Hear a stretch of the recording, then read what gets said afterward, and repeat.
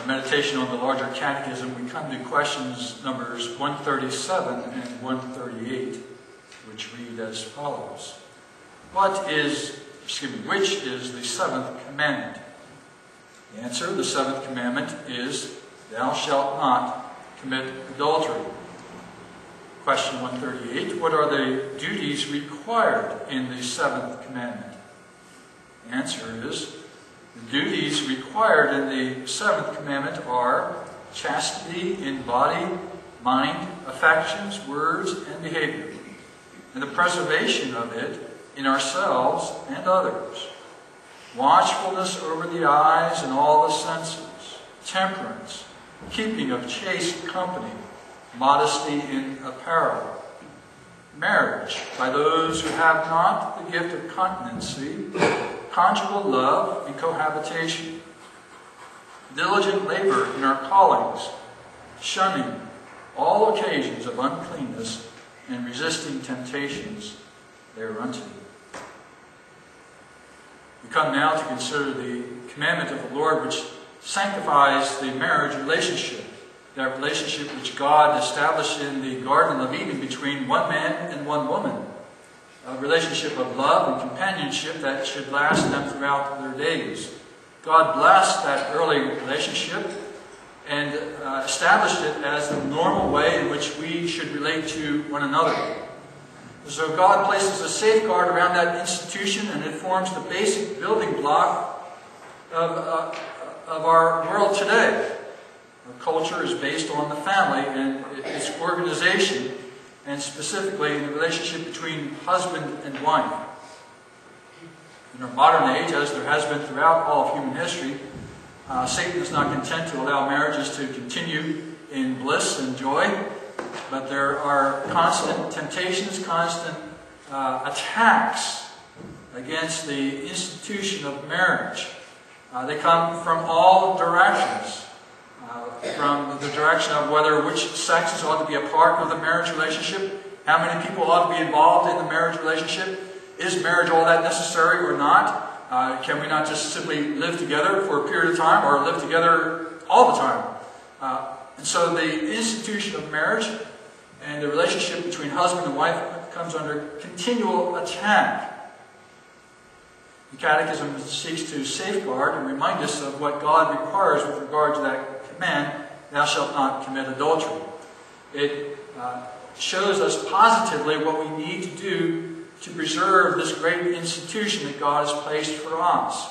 In particular, first of all, we should govern our hearts and be careful with what comes up out of our hearts and minds, what occupies us. Remember, Jesus, in the Sermon on the Mount, speaks of the rise of adulteries and fornications and so forth that come from the heart. And it's the heart which tends to be the seat of all evil. And it's the heart that needs to be addressed by the grace of God and the grace of the gospel, changing that heart and giving us hearts that desire that which is good and right. But the commandment addresses the affections, the mind, the body, words that we speak, and our behaviors. We ought to be chaste. That's an old word that perhaps has fallen out of fashion today, but it has regard to the faithfulness by which we ought to keep ourselves. We ought to be watchful over our eyes and all the senses, maintaining a chaste company and modesty in apparel. That doesn't mean, as in some cultures, that women should be dressed in a black garb and all you can see is the slit for their eyes.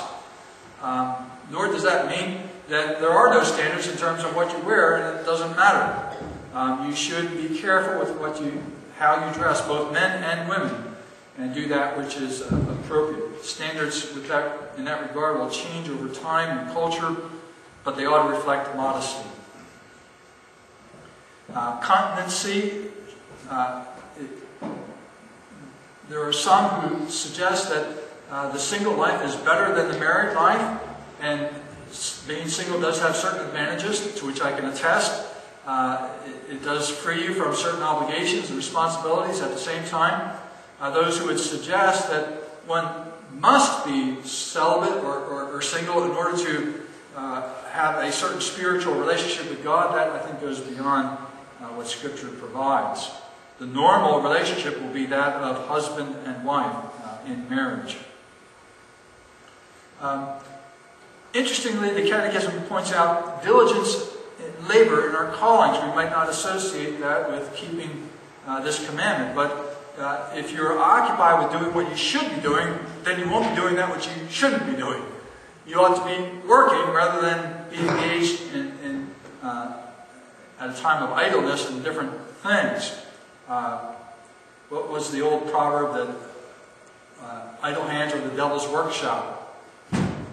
We should be careful to commit ourselves to our work, and in being faithful to that work, that will, in effect, protect us from engaging in things which would bring harm to us and our relationships. Shunning all occasions for uncleanness and resisting temptations thereunto. Christ calls us to faithfulness before Him and to one another. In this way we fulfill the obligations to our marriages.